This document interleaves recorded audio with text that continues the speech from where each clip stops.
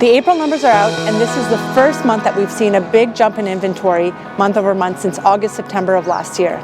So what does this mean for buyers and sellers in our market? To make sense of this, let's jump into the numbers and take a look at what's happening. I'm Adina Dragasanu with Oakland Realty here with your May 2021 market update.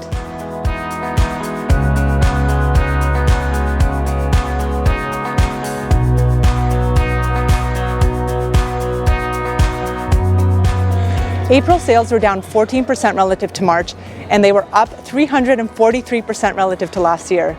Now remember, April last year was the first full month of lockdown we saw, so that is somewhat expected. However, if we look at the 10-year sales average, we see that sales were up 56% relative to that 10-year sales average. So we're still in a very hot market relative to what we're used to seeing this time of year. The real headliner this last month was inventory. While the pace of new listings that came onto the market was down relative to March by about 4%, the total inventory of homes on the market actually increased. In fact, this was the first month that we saw a total increase in net inventory month over month since August, September of last year. Total inventory was up 12% relative to March, and it was up about 9% relative to April of last year. However, today's active listings ratio remains 11% below the 10-year sales average for the month. And it's at this increase in inventory that has brought more selection for buyers to choose from and more balance back into the market. And we see this reflected in our sales to active listings ratio, which is now sitting at 48%. If you recall, in March, this was at 62%. If we look at this broken down by property type, we see that this ratio is currently sitting at 38% for detached homes, 70% for townhomes, and 52% for condo apartments. And if you recall, generally analysts say that we start seeing downward pressure on prices when this ratio is below 12% and upward pressure on prices when the ratio is over 20%. And that's why, despite this increase in inventory, we have continued to see upward pressure on prices. The HPI benchmark price indicator was up 2.6% in April relative to March, and it's up 12% over April last year. Broken down by property type, detached homes increased 3.2% relative to March, and they were up 21% relative to April last year.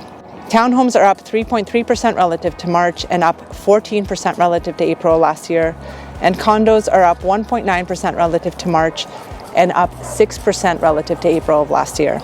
The biggest shift we've seen over this last month have actually been in the detached segment, which has been the hottest segment so far this year. Looking at the trends in inventory and sales over the last month, we see big shifts on the west side of Vancouver, the east side of Vancouver, and West Vancouver. Looking at the west side of Vancouver, we see inventory is up 34% over the previous month and sales are down 5%. This has brought the sales to active listings ratio to 22%, which is now just on the cusp of a seller's market. On the east side of Vancouver, we've also seen inventory up 34% with sales down 10%, and it's brought the sales to active listings ratio to 35%. In West Vancouver, we saw a similar trend with inventory up 14% and sales down 18%. This has brought the sales to active listings ratio to 19%, which is now in balanced territory. However, this trend didn't follow through in North Vancouver. In North Vancouver, for the detached segment, we saw inventory up only 10% and sales down 5%. So the sales to active listings ratio remains at 84%. So what does this mean for you? Well, in most markets, we're still seeing conditions favor sellers. However, we're not seeing the frenzy we were seeing 2-3 months ago where we were having 20-30 offers coming in. This could be our indication that prices are starting to stabilize, and we should start seeing this play out in the next 2 or 3 months. For buyers, the good news is that you have more selection to choose from than you did a month or two ago. However, prices haven't necessarily come down. For sellers, you really need to pay attention to what's going on in your submarket and make sure that your pricing strategy reflects the activity in the market.